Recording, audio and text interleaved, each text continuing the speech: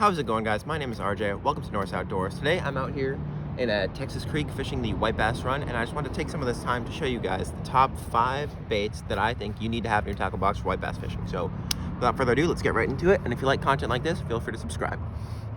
Alrighty. Number 1, a jig with some sort of plastic.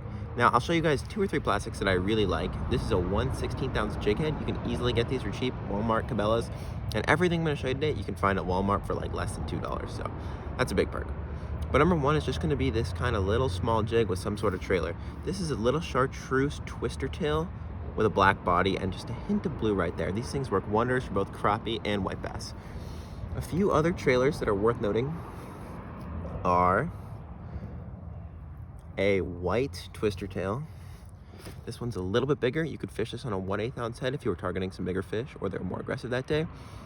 Or a little tube style bait like this with that little kind of flurry tail back there. Can really do them in sometimes. All right, second bait is the spinner bait. Now this thing is absolutely indispensable. You have to have one of these. This is $1.86 at Walmart. Great bait. Little rooster tail here. And I like the silver blade over the gold blade. It mimics a shad, and in these creeks, it can just really do them in. That's what they're feeding on right now.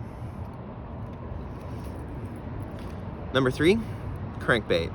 I don't particularly recommend this one in particular, but some sort of crankbait is always great to have in your arsenal. It can kind of throw a little vibration if they're on a different kind of bite than the feeding bite, than the sight bite. And with this kind of murkier water, the crankbait can really just do a different kind of action and do them in. All right, our 4th bait here